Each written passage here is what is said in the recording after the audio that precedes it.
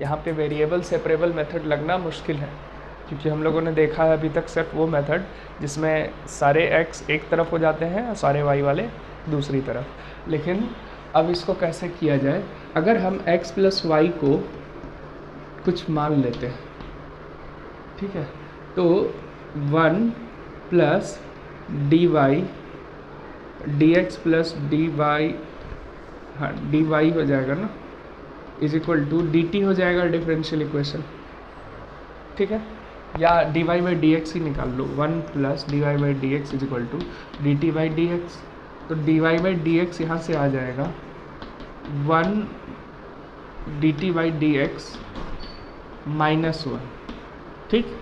इसको इसमें पुट करो, टी का square into D T by D x minus 1 is equal to A square. अब देखो ये बन रहा है, लग रहा है ये उधर गया, तो d T by D x is equal minus 1 is equal to A square by t square, और d T by D x is equal to A square plus t square by t square, 1 उधर जाएगा तो, ठीक है।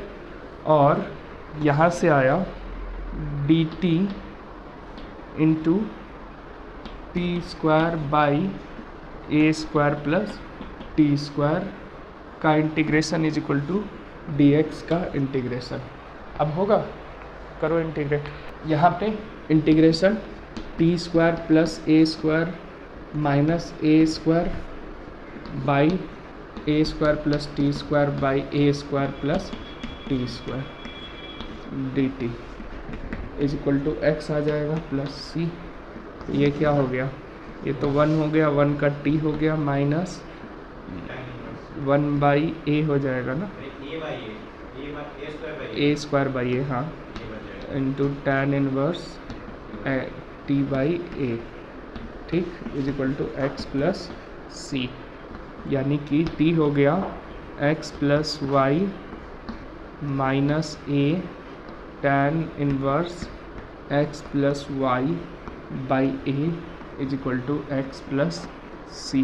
X से x तो cut ही जाएगा, तो y is equal to a tan inverse x plus y by a plus c, यही आंसर हो जाएगा, ठीक है।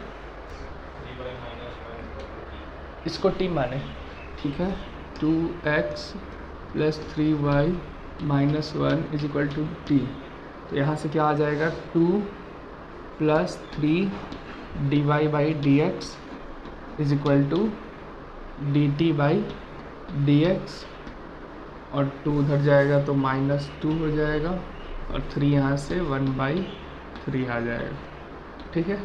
इसको यहाँ पुट करेंगे, dx से डिवाइड कर देते हैं तो यहाँ dx हटेगा और यहाँ dx आ जाएगा, ठीक है।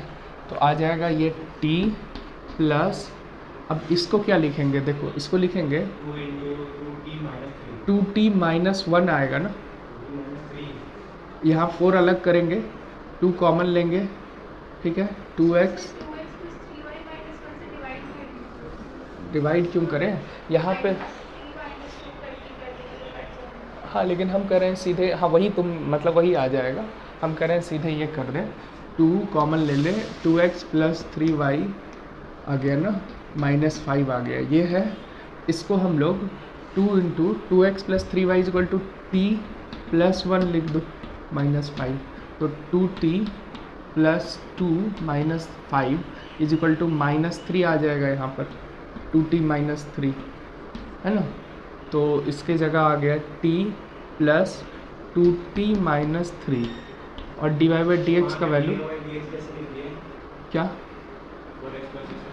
यहाँ dx से बोथ साइड डिवाइड करो ना, तो वो ख़त्म हो गया, तो ये क्या हो जाएगा 1/3 D T by D x minus 2 is equal to 0, ठीक है। t को उस साइड ले जाओ, तो ये क्या हो जाएगा 2t minus 3/3 into D T by D x minus 2 is equal to minus T, ये पूरा उधर जाएगा, तो ये हो जाएगा D T by D x is equal to minus 3t by 2t minus 3, ठीक है, प्लस 2 हो जाएगा, ये वाला 2 उधर जाएगा तो dt बाई dx आ गया हमारे पास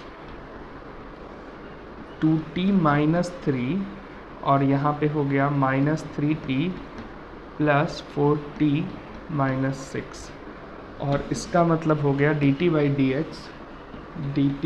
dx is equal to minus 3t, t minus 6 आ जाएगा ना, t minus 6 by 2t minus 3, और फिर ले जाओ dt, ये हो गया 2t minus 3 by t minus 6 into D T is equal to D X, both side integrate करो, ठीक है।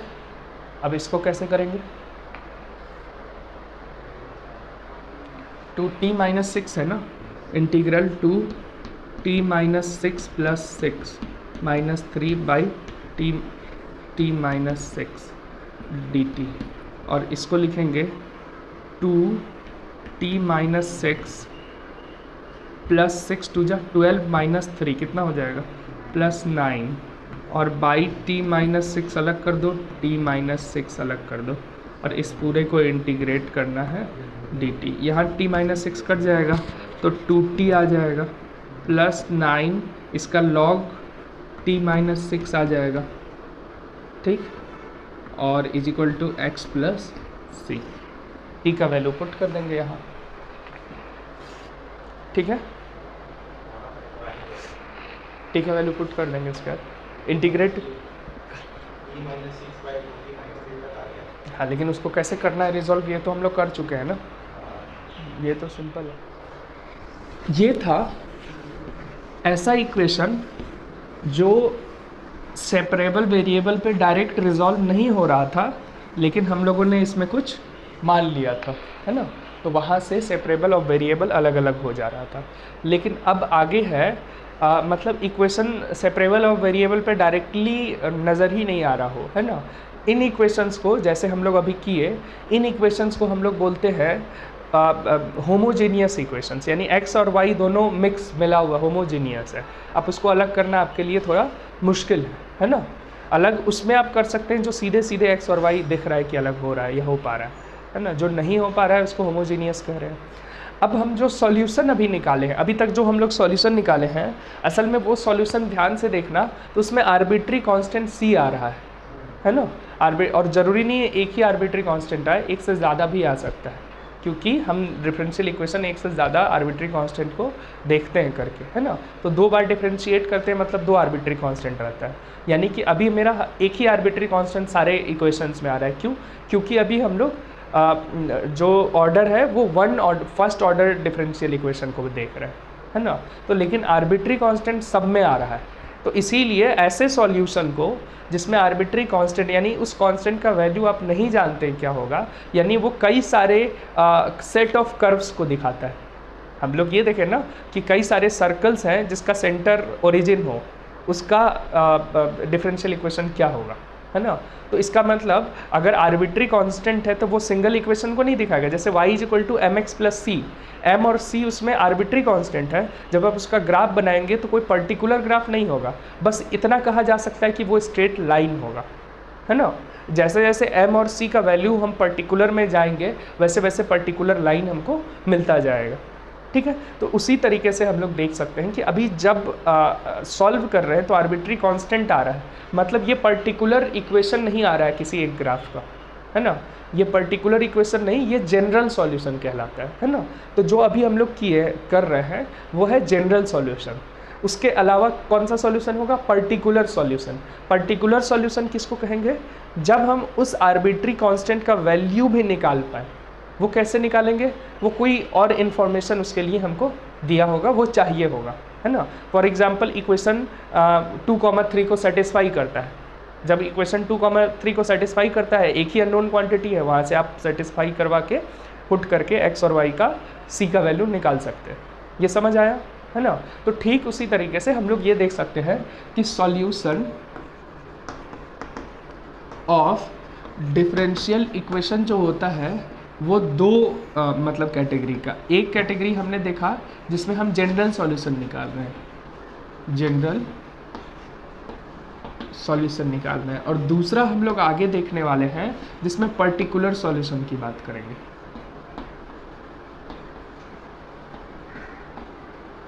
ठीक है, जो जनरल सॉल्यूशन होता है इसमें हमें आर्बिट्री कांस्टेंट आता है, there is some arbitrary constant.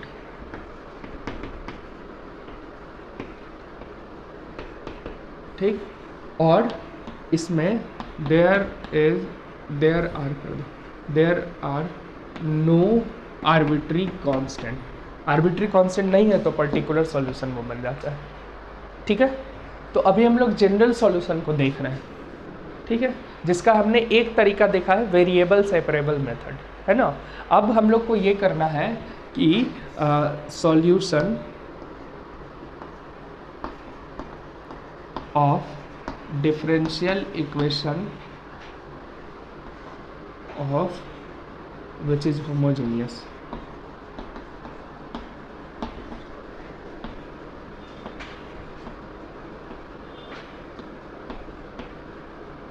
ठीक है, होमोजीनियस इक्वेशन है। इसके पहले जो इक्वेशन हम लोगों ने किया वो भी होमोजीनियस था, एक्स और वाई सेपरेबल नहीं था, है ना। ऑब्वियसली हम लोग फर्स्ट डिग्री का पढ़ रहे हैं, तो इक्वेशन कुछ ऐसा हो सकता है, D Y by D x is equal to P X और वाई दोनों का फंक्शन हो बाई क्यू एक्स और वाई दोनों का फंक्शन हो। मतलब इसी में रिड्यूसेबल होगा, किसी भी तरह का हो, मैक्सिमम आप यही कर सकते हैं। ठीक है, तो इस तरह के फंक्शन में अब क्या करना है क्या नहीं करना है वो देखेंगे। एक तरीका हमने देखा कि आप सर्टेन क्वांटिटी को टी मान के आगे बढ़ सकते हैं, है ना। इसको बनाने का पहला तरीका है, अगर इस तरह का इक्वेशन है, इस तरह का फॉर्म है, तो अगर हम y इज इक्वल टू कोई तीसरा वेरिएबल v इंटू एक्स अगर माने, अगर इस तरह का माने, तो क्या होता है ना कि सारा v और सारा x में अलग अलग वेरिएबल सेपरेबल मेथड इसके बाद लग जाता है। यानी कि ये हम माने फर्स्ट स्टेप, ये माने सेकंड स्टेप क्या होगा कि वेरिएबल सेपरेबल मेथड लग जाएगा, वेरिएबल सेपरेबल मेथड लगेगा। ठीक, लेकिन ये अभी मान रहे हैं, इसके अलावा और भी मेथड हो सकता है, ज़रूरी नहीं है कि आप यही कर रहे हैं, यही मान रहे हैं, है ना।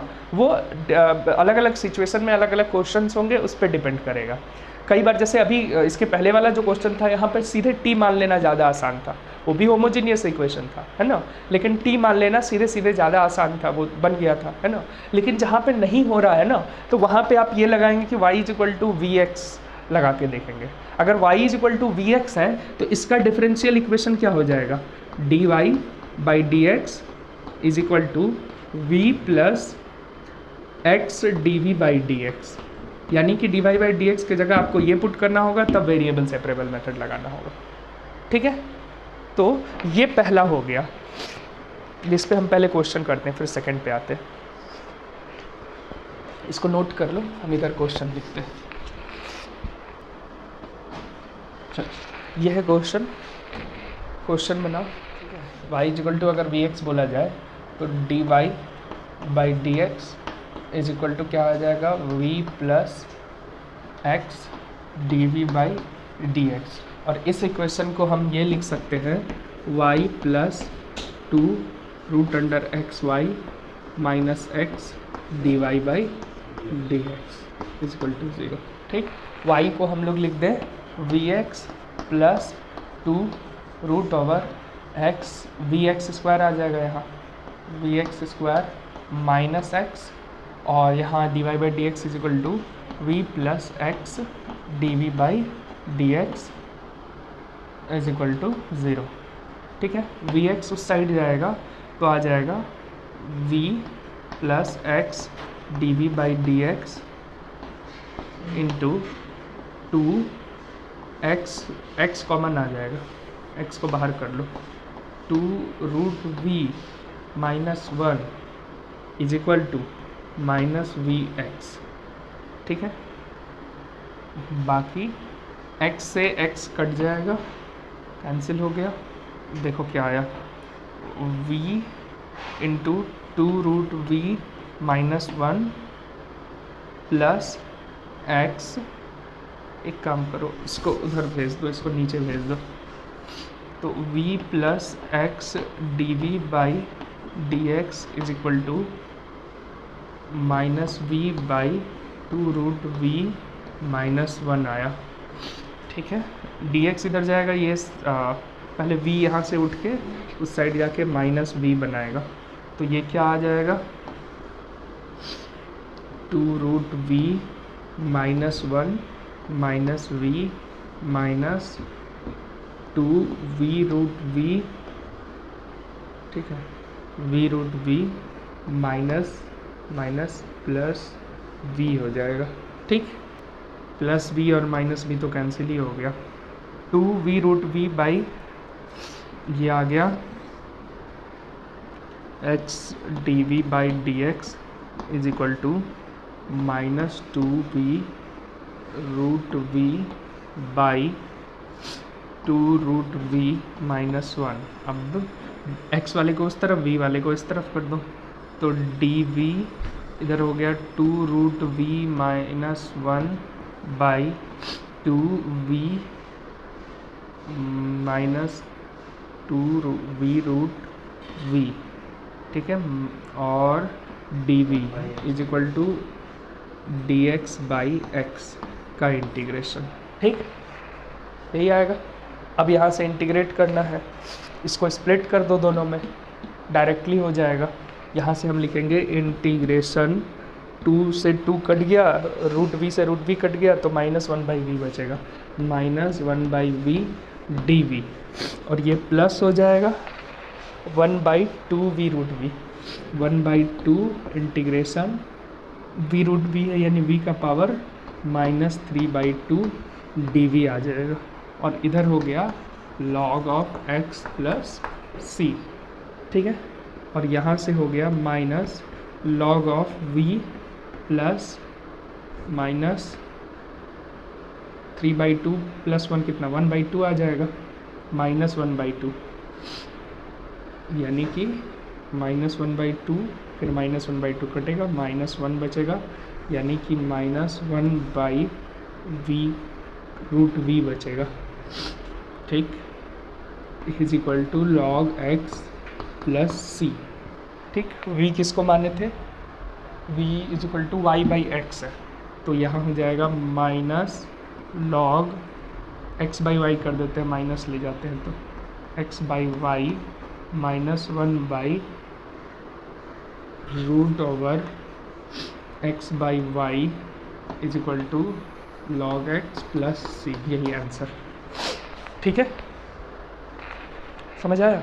तो इस तरीके से देखो फ़ायदा क्या हुआ, y is equal to V X मानने का फ़ायदा ये हुआ कि यहाँ वेरिएबल सेपरेबल लग गया, है ना, आसानी से दोनों वेरिएबल x वाला और y वाला अलग अलग हो गया।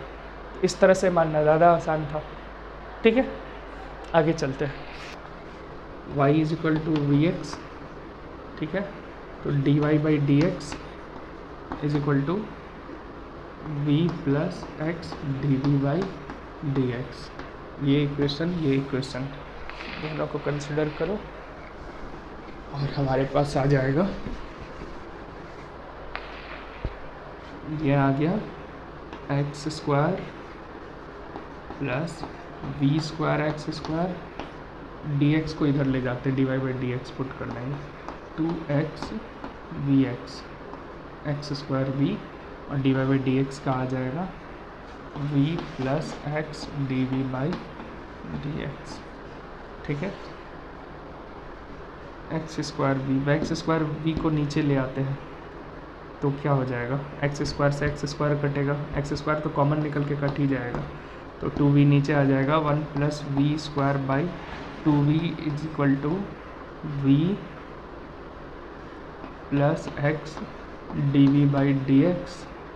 ठीक है, v इधर आएगा, तो v² plus 1 minus 2v² by 2v is equal to X D we by D X, और फिर ये कितना हो गया, 1 minus v² by 2v is equal to X D we by D X, और यहाँ से आसानी से रिड्यूस हो गया, D x by X is equal to 2v/1 minus V square D V का इंटीग्रेशन, यहाँ 1 माइनस वी स्क्वायर को टी मानेंगे, ऊपर डी टी बन जाएगा, आसानी से आ जाएगा। ठीक है, ठीक है। सेकेंड मेथड देखते हैं हम इसका। ये समझ आया ना कि जैसे होमोजीनियस तुमको गंदा वाला दिख रहा है तो क्या करेंगे, y is equal to V X मान करके देखेंगे कहीं हो तो नहीं रहा है ना। कभी कभी x is equal to V Y भी मान के हो सकता है, मतलब इसका रिवर्स भी कभी कभी लग सकता है, मतलब x y is equal to V X से ना लगे, x is equal to V Y से लगे। क्यों, देखो यहाँ पे क्या हो रहा है ना, बेसिकली एक्स स्क्वायर कॉमन निकल के कट रहा है, यहाँ पर उल्टा भी मानते तो काम हो जाता, वैसे सिमेट्रिकल है ना, लेकिन कई बार नहीं भी हो सकता है, तो वो अकॉर्डिंगली आपको चलना है। इसको रब करें, सेकंड मेथड पे आते हैं। अगर ऐसा है y is equal to F X Y तो है, लेकिन फंक्शन ऑफ इस तरह का चीज़ आ रहा है, a1x plus b1y plus c1 by a2x dy/dx। ठीक है, a2x plus b2y plus c2, इसका इस पूरे का फंक्शन हो या सिर्फ यही हो, इस तरह का क्वांटिटी अगर नज़र आ रहा है ना, ये सेकंड मेथड है हमारा। अगर ऐसा है तो हमने एक ऐसा क्वेश्चन बनाया था ना, हमने एक ऐसा क्वेश्चन था 2x प्लस 3y था ना, -1 is equal to 4x plus 6y minus 5 dy/dx, ऐसा ही था ना। देखो ये नीचे जाएगा तो यही फॉर्म बन रहा है ना। इस फॉर्म में हमने क्या देखा, इसे t माना था, है ना, हमने 2x plus 3y minus 1 is equal to T माना था, है ना। t मान करके इधर वाला भी रिजॉल्व क्यों हुआ था, ध्यान से देखो, 2 कॉमन निकाला जाए तो यहाँ भी 2x प्लस 3y है, यहाँ भी 2x प्लस 3y है, आप t के टर्म में लिख पाए थे, है ना। लेकिन अगर क्या हो यहाँ 6 ना रहे, तब आप इसको t मानिए तो ये t में रिजॉल्व होना बहुत मुश्किल है ना, कोई एक वेरिएबल रह जाएगा, थोड़ा मुश्किल मतलब काम हो जाएगा। तब आपको हो सकता है यहाँ से y का वैल्यू निकालना हो और यहाँ पुट करना हो, है ना, y x और t के टर्म्स में आए, वहाँ से आप पुट करके फिर देखेंगे, लेकिन हो सकता है तभी रिजॉल्व नहीं हो रहा। क्यों नहीं हो रहा हो, क्योंकि dy/dx का वैल्यू dt/dx यहाँ होगा और यहाँ x और t दोनों रह जाएगा, है ना। हो सकता है रिजॉल्व ना हो सकता है कुछ और आपको लगाना पड़े, है ना। तो अगर मतलब ये कब हुआ, ये डायरेक्टली कब काम आया, सीधे सीधे कब काम आ जाता है, जब देखो a1/a2 और b1/b2 जब सेम है ना, a1 इट इज़ वैलिड, मतलब इसमें केस 1 अगर हम लोग बोले, केस 1 क्या हुआ, a1/a2 is equal to b1/b2 हो, और a1b2 is equal to b1a2 हो, है ना। और इसको ऐसे भी लिखते हैं लोग, डिटर्मिनेंट ये इधर आएगा तो क्या हो जाएगा, a1b2 a2 b1, determinant of ये इज इक्वल टू 0 हो, तीनों एक ही बात है, ठीक है। अगर ऐसा केस हो तो हम लोग क्या करेंगे, सीधे a1x plus b1y plus c1 is equal to T मान सकते हैं, नीचे वाला या ऊपर वाला किसी को भी, देन ये माना जा सकता है, then let this is equal to T, है ना। वरना टी मानने में एक बाध्यता है, एक मुश्किल आएगी, ये समझ आया। हाँ, तो अब सेकेंड केस इसका वही बनेगा जब ये इज इक्वल टू 0 ना हो, है ना। तो केस टू बनेगा जब डिटर्मिनेंट यानी a1 a2 और b1 b2 is not equal to 0 हो, ठीक है, इज़ नॉट इक्वल टू 0 हो। तब कैसा मानना आसान होता है, तब आपके पास 2 इक्वेशन है ना, दोनों को सॉल्व करके x y, देन क्या करना है, then solve a1x plus b1y plus c1 is equal to 0 and a2x plus B2 y plus C2 is equal to 0। इन दोनों को सॉल्व कीजिए। Find x and y, x और y मान लो आया, ठीक है। लेट x का वैल्यू h है और y का वैल्यू k, ठीक है। अगर ये आता है, इसका सॉल्यूशन ये आता है, मतलब इसका ज़ीरोज़ ये आता है, ज़ीरोज़ नहीं बोलो, सॉल्यूशन x और y का वैल्यू h, k आता है, ठीक है।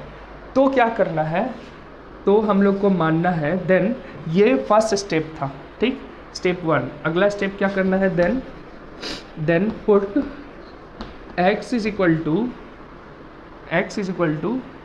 सम u प्लस कोई कांस्टेंट u प्लस h और माइनस h प्लस h ही होता है, हाँ ठीक है। x is equal to u plus h, u variable है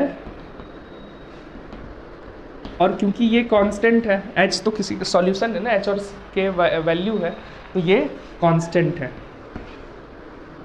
ठीक है। एंड y को कोई v प्लस के मान लो, ठीक है। यहाँ v वेरिएबल है, ये वेरिएबल है और k कांस्टेंट है, ठीक है। अगर ये मान लो ना और वापस से यहाँ पुट करो, तब वो ऐसा ही इक्वेशन बन सकता है, तब वो रिजॉल्व हो जाएगा, तब तुम आगे आसानी से कर सकते हो, है ना।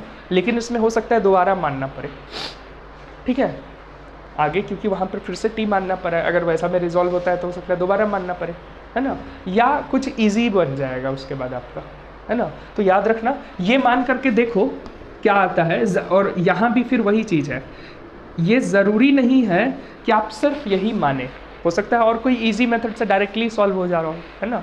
लेकिन मैक्सिमम टाइम ये है ना कि ये रिड्यूस क्यों होता है, क्योंकि ये ज़ीरो आपने इन्हीं दोनों को सॉल्व करके ये निकाला है ना, और इसी को वापस आप उसमें पुट कर रहे हो। बनाते वक्त आप समझ जाएंगे कि क्यों मानना ज़्यादा आसान होता है, तो यही मानना ज़्यादा आसान होता है। तो ये इसका केस 2 है, इसको नोट करो, dx = 0।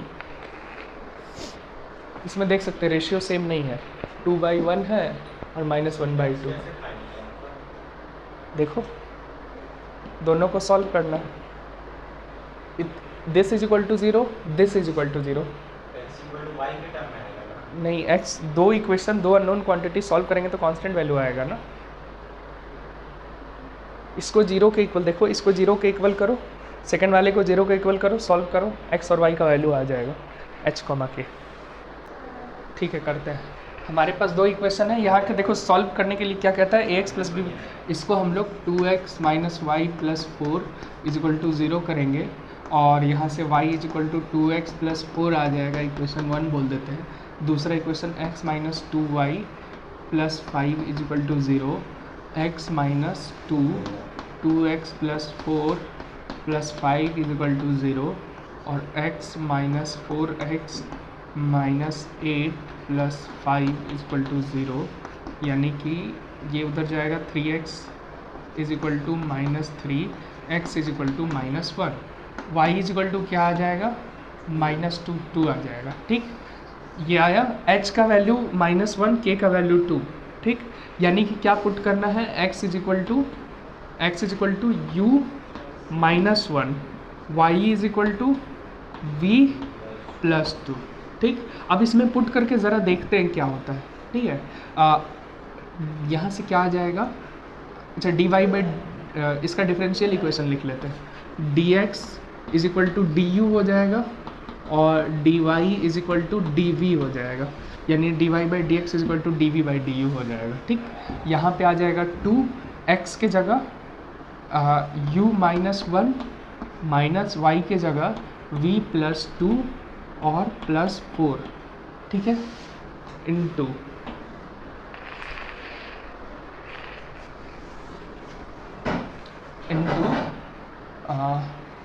dy के जगह dv, ठीक, प्लस x के जगह u -1 - 2, y के जगह v + 2 और +5 dv, सॉरी du हो जाएगा ना, x = 0, ठीक।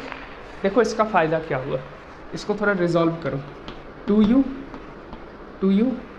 Minus 2 minus v minus 2 plus 4 dv plus u minus 1 minus 2v minus 4 plus 5 du equal to 0। ठीक है, इसके बाद 2u minus v, 2u minus v और माइनस 2 माइनस 4 प्लस 4 0 आ जाएगा। ठीक, dv plus u minus 2v और 4 du equal to 0।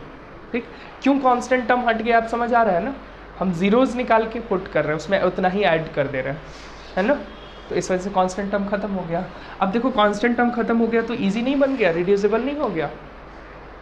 dy by D x, dv by du क्या हो जाएगा, dv बाई du। ठीक है, dv बाई du ये उधर जाएगा और नीचे आएगा, यानी कि माइनस को अंदर ले जाते हैं, 2v minus u by 2u minus v, ये हो जाएगा। ठीक है, अब क्या करेंगे, u is equal to z x मान लो, u is equal to z v मान लो, u बाहर निकलेगा, आसानी से होगा। अब तो रिड्यूसेबल है ना, या तो वैसे करो या शुरू से जैसे हम लोग करते आ रहे हैं, दोनों ही तरीका है। ठीक है, तो इस तरीके से हम लोग देख सकते हैं कि अब आसान हो गया हमारे लिए, यहाँ से हम लोग रिजॉल्व करवा सकते हैं। ठीक है, ऐसे रिजॉल्व नहीं करवा पाते, मुश्किल होता, इससे रिजॉल्व आसानी से होगा।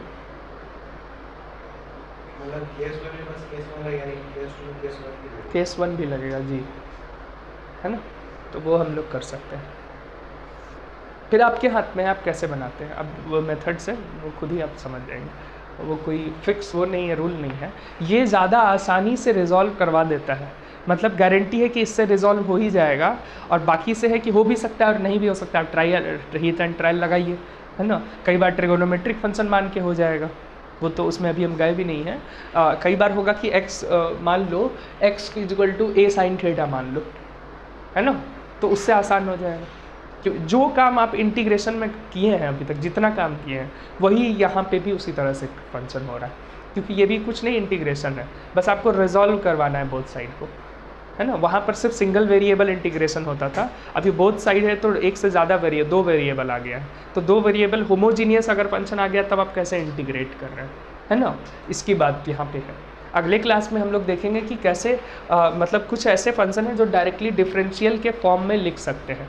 मान लो ऐसा लिखा हुआ है x dy plus y dx, है ना, ये और कुछ नहीं dx इंटू वाई है, इसी का डिफरेंशिएशन है ये, है ना, इसी का डिफरेंशियल फॉर्म है ये, तो इसको हम ये लिख सकते हैं। कई बार ये लिख देने से काम आसान हो जाता है ना। तो अगले क्लास में हम लोग देखेंगे कि कुछ कैसे ऐसा मतलब रिड्यूसेबल हम कैसे डिफरेंशियल इक्वेशन बना सकते हैं और कितने टाइप्स होते हैं उसको देखेंगे। ठीक है, इस फॉर्म को हम लोग बोलते हैं एग्जैक्ट फॉर्म। ये एग्जैक्ट फॉर्म है। एग्जैक्ट फॉर्म क्यों एग्जैक्ट फॉर्म है? क्योंकि आसानी से एग्जैक्टली वो रिड्यूस हो पा रहा है ना। तो कितने एग्जैक्ट फॉर्म्स हो सकते हैं, इसको हम लोग क्लास में करके सबको देखने वाले हैं। ठीक है।